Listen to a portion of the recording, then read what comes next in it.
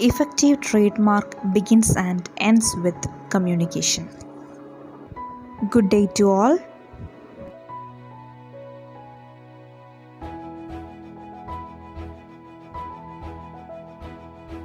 Today, we are going to discuss about the process and elements of communication.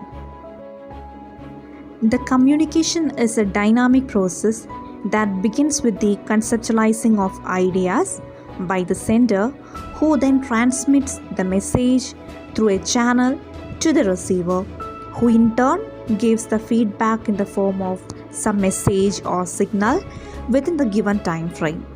The process of communication refers to the transmission or passage of information or any message from the sender through a selected channel to the receiver, overcoming barriers that affect its space. The process of communication as such must be a continuous and dynamic interaction, both affecting and being affected by many variables. This is the diagram which shows the process of communication. The process of communication starts with the sender, who encodes an idea and sending it to the receiver via a medium or a channel. The receiver's job is to decode the encoded message and extract information from it, and also understand the message. After understanding it, the receiver needs to provide a feedback to the sender, indicating that he or she has understood the message. The process of communication is a cyclic one, as it begins with the sender and ends with the sender in the form of feedback. It takes place upward, downward, and laterally throughout the organization. Now let's have a look on the elements of communication. Elements of communication refers to the basic components involved in an act of communication. These elements are also called the universals of communication because they are present in every communication act, regardless of whether it is interpersonal, intrapersonal, group, or mass communication.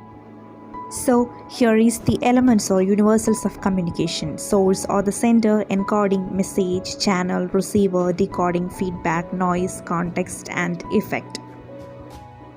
The first and important element is the sender or source or communicator. It is the person who starts the communication process. A person who sends a message or a signal is the source in communication. Communication by definition demands that someone sends signals and someone receives them. Source as a starting point in communication plays an important role in the communication process. Encoding is the process of assembling the message in the form of a transferable codes. Message refers to the content that the sender passes on to the receiver. It is the core of communication. Messages can consist of symbols or words. The channel is the medium through which a message travels from the sender to the receiver. The channel may be mass media or interpersonal media. Selection of channel depends on the message to be conveyed, availability of channel, cost, and effectiveness of channel of distribution. The receiver is the person for whom the message is intended. He is the most important aspect of the communication process, which is a two-way process and incomplete without the receiver. Any change or neglect on the part of the receiver will hamper the entire process. The act of interpreting message by the receiver is termed as decoding. The receiver's outlook, experience, and attitude play a vital role in a decoding message.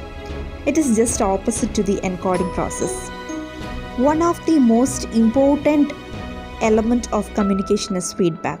Feedback is the response the receiver gives to the sender after the element of effect. Feedback can be negative or positive, depending on how the message is encoded and decoded by the sender and receiver respectively. A positive feedback is a kind of feedback which is more or less acceptable or satisfactory to the sender. Feedback that serves a corrective function by informing the source that his or her message is not being received in the way intended is known as negative feedback. Any obstacles or any sort of interference that affect the message being sent, received, or understood is known as noise or barrier of communication. Next is the context. This is the setting and situation in which communication takes place. Like noise, context can have an impact on the successful exchange of information.